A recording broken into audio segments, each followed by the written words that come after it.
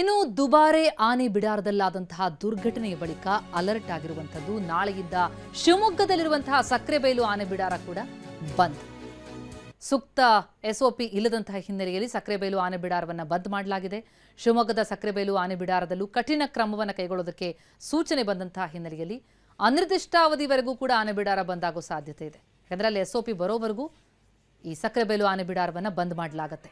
ದುಬಾರೆಯಲ್ಲಾದಂತಹ ಘಟನೆ, ಆನೆ ದಾಳಿಯಿಂದಾಗಿ ಓರ್ವ ಮಹಿಳೆ ಮತ್ತು ಮಾರ್ತಾಂಡ ಆನೆ ಇಬ್ಬರು ಮೃತಪಟ್ಟಂತಹ ಹಿನ್ನೆಲೆ ಪ್ರವಾಸಿಗರನ್ನ ಎಷ್ಟು ಹತ್ತಿರಕ್ಕೆ ಬಿಡಬಾರ್ದು ಅನ್ನೋದ್ರ ಬಗ್ಗೆ ಬಹಳ ಆಕ್ಷೇಪ ವ್ಯಕ್ತ ಆಯಿತು. ಜೊತೆಗೆ ಈ ಹಿಂದೆ 2019ರಲ್ಲೇ ಒಂದು ಸಮಿತಿ ರಚನೆಯಾಗಿ ಹೇಗಿರಬೇಕು ಅನ್ನೋದ್ರ ಬಗ್ಗೆ ಸೂಚನೆಯನ್ನು ಕೊಟ್ಟಿತ್ತು. ಅದು ಯಾವುದೂ ಪಾಲನೆ ಆಗ್ತಿಲ್ಲ ದುಬಾರೆಯಲ್ಲಿ. ಕುಶಾಲನಗರ ದುಬಾರೆ ದುರಂತ ಪ್ರಕರಣದ ನಂತರ ಓಪನ್ ಜೀಪ್ ಸಫಾರಿಗೂ ಕೂಡ ಸರ್ಕಾರ ಬ್ರೇಕ್ ಹಾಕಿದೆ.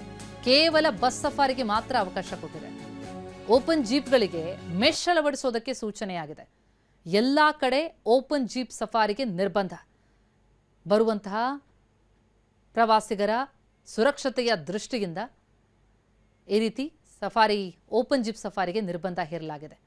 ಚಿರತೆ ದಾಳಿ ಪ್ರಕರಣ ಆಯಿತು. ನವೆಂಬರ್ ತಿಂಗಳಲ್ಲೇ ಬಂಡೀಪುರ ನಾಗರಹೊಳೆ ಭಾಗದಲ್ಲಿ 3 ಭೀಕರ ಹುಲಿ ದಾಳಿಗಳಾಯಿತು.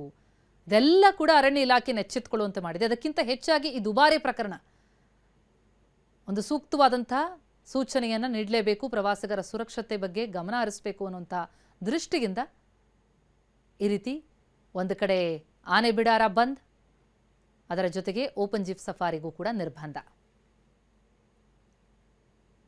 ಕೇವಲ ಬಸ್ ಸಫಾರಿಗೆ ಮಾತ್ರ ಅವಕಾಶ ಕೊಡಲಾಗಿದೆ.